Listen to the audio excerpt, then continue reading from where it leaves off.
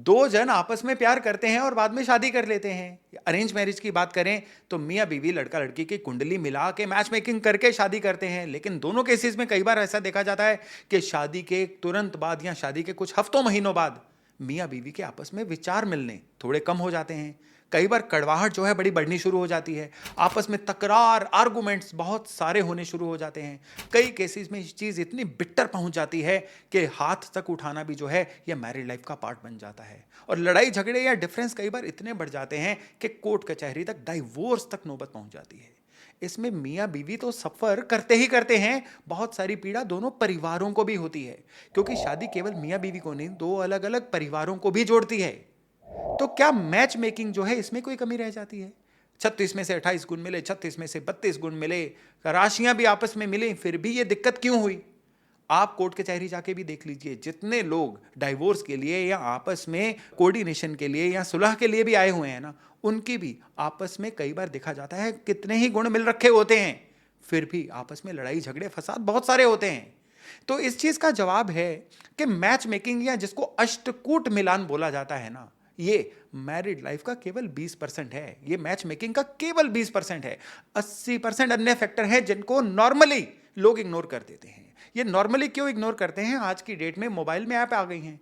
App क्या करती है? 36 में से कुछ ना कुछ गुण मिला देती है, और 36 में से अगर 18 गुण मिल गए तो चलिए शादी कर दो। लोग समझते हैं कि एस्ट्रोलॉजिकली मैचिंग हो गई।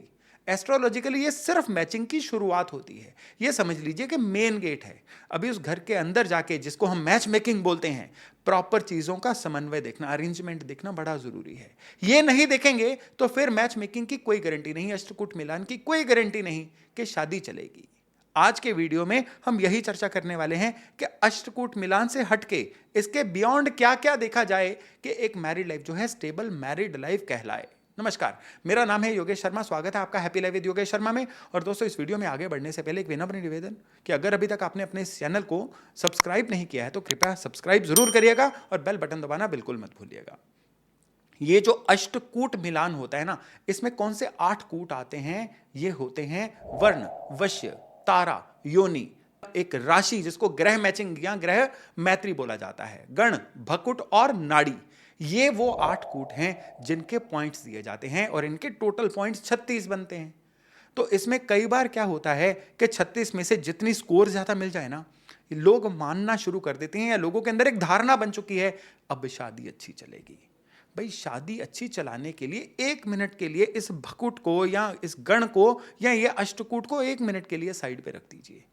सबसे पहले आइए कि बर्थ चार्ट में बाकी जो प्लेनेटरी कॉम्बिनेशन है, क्या वो आपस में मिल रहे हैं? ये है बाकी 80%। किस तरह से देखना है, इसके लिए सबसे बड़े बिंदु चेक करिए। सबसे बड़े बिंदु किसी भी बर्थ चार्ट में, वो आप चाहे शादीशुदा जिंदगी के लिए देख रहे हो, किसी के करियर के लिए देख रहे हो, किसी की हेल्थ के लिए देख रहे हो, किसी के वेल बींग के लिए देख रहे हो, आपको हमेशा एक चीज याद रखनी है कि किसी भी कुंडली में सूर्य और चंद्रमा ये पीड़ित नहीं होने चाहिए। ये पीड़ित होंगे तो जिंदगी के अलग अलग एवेन्यूज में, जिंदगी के अलग अलग दौर में अलग अलग तरह की परेशानियां देंगे।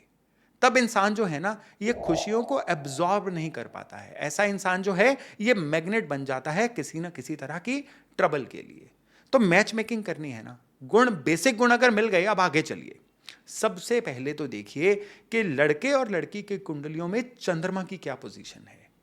चंद्रमा अगर दोनों के अपनी अपनी जगह पे स्टेबल होंगे, चंद्रमा उनकी मानसिक स्थिति बताते हैं। शादी जब होती है ना, शादी में सबसे पहले क्या होता है, लड़की को नए माहौल में एडजस्ट करना पड़ता है। लड़के के जीवन में नई तरह की जिम्मेदारियां आती हैं, और लड़की की सबसे बड़ी प्रॉब्लम क्या होती है, लड़का मेरी सुनता नहीं है, लड़का ज्यादा अपने घर वालों के प्रति अलाइंड है, लड़का मुझे वो स्पेस नहीं दे रहा है। लड़कियों के ये सवाल होते हैं, और लड़का कहता है ये नई जगह पे एडजस्ट नहीं कर पा रही है, हमारे आपस में विचार नहीं मिल रहे हैं। इन सारी चीज़ों का जवाब जो होता है ना, ये चंद्रमा के पास होता है। सपोज करिए किसी का चंद्रमा जो है अष्टम भाव में है, चंद्रमा शनि के साथ है, चंद्रमा राहु या केतु के प्रभाव में है। ऐसा इंसान जो है, इसको नए माहौल में सेटल होने में बड़ा ज़्यादा टाइम लगता है। अगर आपको वधू या वर की कुंडली में चंद्रमा ऐसी पोजीशन पे दिख रहा है ना, तो फिर आपको उनको स्पेस ज्यादा देना पड़ेगा, उनको समय ज्यादा देना पड़ेगा, उनको बाकियों से ज्यादा आपको समझना पड़ेगा, आपको फ्लेक्सिबल ज्यादा होना होगा, ये एस्ट्रोलॉजी कहती है। इसको इग्नोर नहीं कर सकते। और वहीं अगर चंद्रमा की हम बात करते हैं तो चंद्रमा इंसान का इमोशनल बिहेवियर भी है। कोई भी इंसान अपनी बात को ना माने जाने पे इमोशनली कैसा रिएक्ट करता है, ये भी चंद्रमा बताएंगे। आपने कई बार मियाँ बीवी की तकरार में देखा है ना कि कोई एक बहुत इमोशनल हो जाता है, पति इमोशनल हो जाता है तो बात करना ही बंद कर देता है, पति इमोशनल होता है तो वो घर से बाहर चला जाता है, बीवी इमोशनल होती है तो कई बार बहुत हाइपर हो जाती है। ये सारी चीजें चंद्रमा कंट्रोल करते हैं।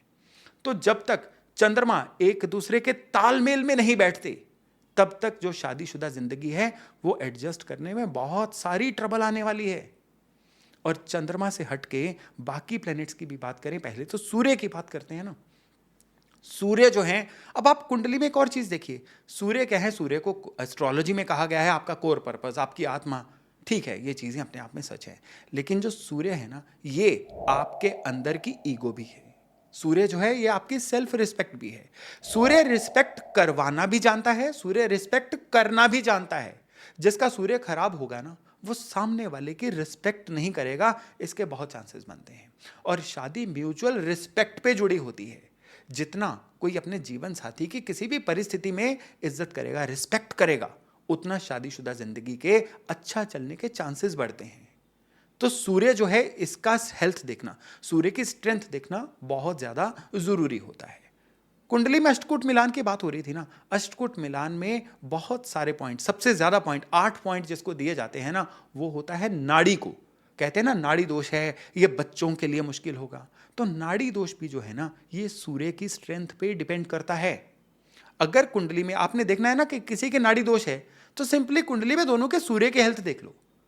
अगर दोनों में कुंडलियों में सूर्य की हेल्थ अच्छी है ना, यानी सूर्य पे गुरु की दृष्टि है, सूर्य उच्च राशि में है, सूर्य अपने किसी मित्र की राशि में है, सूर्य किसी पाप ग्रह यानी शनि वगैरह के साथ नहीं बैठा हुआ है, सूर्य के दाएं बाएं खराब प्लेनेट नहीं है, ये होती किसी प्लेनेट की हेल्थ को देखना। तो सूर्य अगर अच्छी पोजीशन पे होंगे तो नाड़ी दोष अगर किसी कैलकुलेशन में आया भी है ना, तो भी चल जाएगा। नाड़ी दोष ये नहीं कहता है कि संतान नहीं होगी, नाड़ी दोष ये कहता है कि इनकी संतान की हेल्थ खराब हो सकती है, संतान लेट पैदा हो सकती है, कंसीव करने में दिक्कत हो सकती है, या संतान के बारे में इनको जीवन में कोई ना कोई चिंता हो सकती है। हालांकि एस्ट्रोलॉजी में आगे जाके दान के द्वारा या पूजा पाठ के द्वारा सारी चीज़ों की रेमेडीज बताई गई हैं, लेकिन वो तो पर्सन टू पर्सन डिपेंड करता है ना। लेकिन केवल नाड़ी दोष के नाम पे कुंडली को रिजेक्ट कर देना भी सियानापन नहीं है। तो नाड़ी दोष के कई परिहार बताए गए हैं, उसमें सबसे बड़ी टेक्निक आज आपको दे रहा हूं कि सन की हेल्थ को देख लीजिए। सूर्य अच्छे हैं तो नाड़ी दोष के बावजूद भी जो शादी है ना, इसमें संतान के ऊपर कोई खराब प्रभाव नहीं देखा गया है। अब आगे जाके एक और चीज आती है कि आपस में अष्टकूट में अभी मैं बात कर रहा हूं, राशियां मैच नहीं कर रही हैं इसलिए शादी नहीं हो सकती। अगर राशियां मैच नहीं कर रही हैं तो बर्थ चार्ट के साथ साथ एक चार्ट होता है जिसको नवांश बोला जाता है। नवांश जो है ग्रहों का ओवरऑल हेल्थ भी बताता है। नवांश आपको आपके मैरिड लाइफ के बारे में भी बताता है। इसको एक सेपरेट चार्ट बोला जाता है जो आपकी जन्म पत्री में ही एक पंडित जी ने बनाया हुआ होता है। तो नवांश में अगर राशियां मित्र हो रही हैं ना, तो राशियां बर्थ चार्ट में मित्र नहीं भी हैं तो भी शादी हो सकती है। अब अगर नवांश की बात चली है ना, तो नवांश आपकी कुंडली में आपकी शादीशुदा जीवन की हेल्थ को बताएगा। बर्थ चार्ट में चौथा भाव होता है आपके सुख का। आपको काम से सुख कितना मिलेगा, वाहन से सुख कितना मिलेगा, परिवार से सुख कितना मिलेगा, शादी से सुख कितना मिलेगा, हेल्थ से सुख कितना मिलेगा, ये आपका चौथा भाव बताता है। लेकिन नवांश का जो चौथा भाव होता है ना, ये सिर्फ और सिर्फ ये बताता है शादी से सुख कितना मिलेगा। तो जब भी आप मैच मेकिंग कर रहे हैं ना, तो नवांश में सिर्फ आप चौथे भाव की हेल्थ देख लीजिए।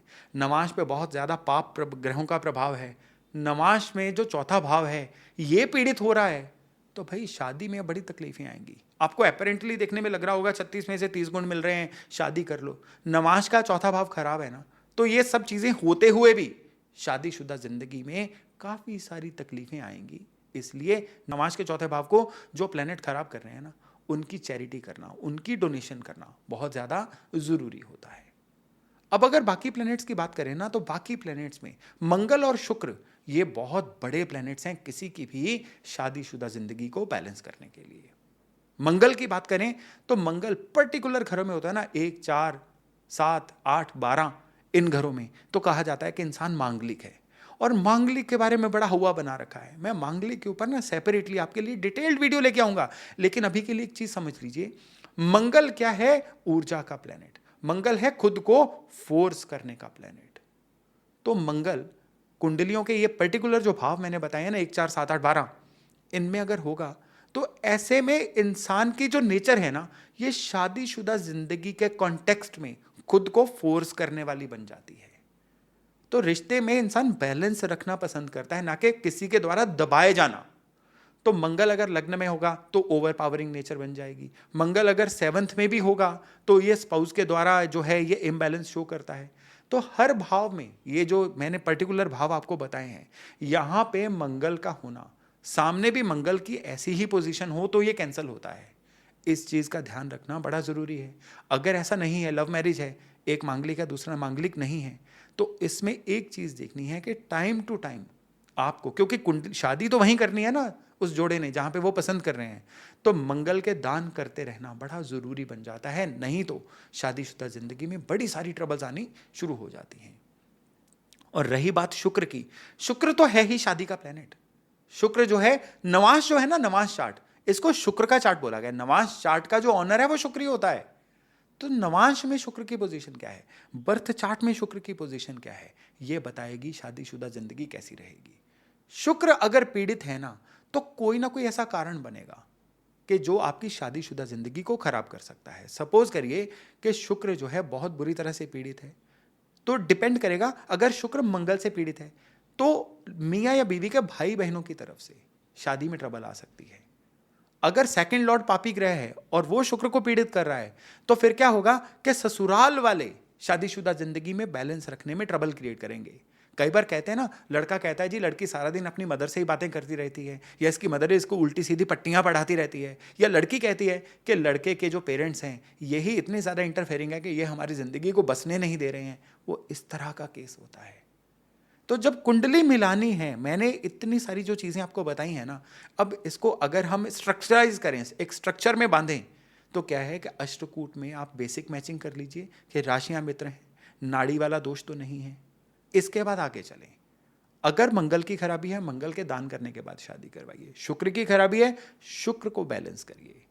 चंद्रमा और सूर्य की पोजीशन को चेक करिए, मेंटली ये दोनों आपस में कंपैटिबल है कि नहीं। सूर्य की पोजीशन को चेक करिए कि कहीं ईगो का इशू तो नहीं आएगा, फॉल्स पैम्पर्ड ईगो तो नहीं है जो शादीशुदा जिंदगी को खराब करेगी। और नवांश में सुख स्थान को चेक कर लीजिए। इतना भर भी कर लेंगे ना, तो शादी के सरवाइव करने के चांसेस 90 नहीं 99% तक बढ़ जाएंगे। एस्ट्रोलॉजी डिवाइन साइंस है। और अगर कोई कहता है मैच मेकिंग के बाद भी शादी नहीं चली, तो उसने मैच मेकिंग की ही नहीं है। प्रॉपर मैच मेकिंग की जाए तो सवाल ही नहीं पैदा होता कि शादी ना चले। तो मैं आशा करता हूं कि आप इस जानकारी को अप्लाई करके बहुत सारी शादियों को खराब होने से बचा पाएंगे। और अगर आपको लगता है कि इस जानकारी की किसी अन्य को भी ज़रूरत है, तो इस वीडियो को उनसे शेयर करना मत भूलिएगा। चलिए अभी वाणी को विराम देता हूं और वायदा करता हूं अगले किसी वीडियो में बहुत जल्द आपके साथ मिलने का। अपना खूब ध्यान रखिएगा। नमस्कार।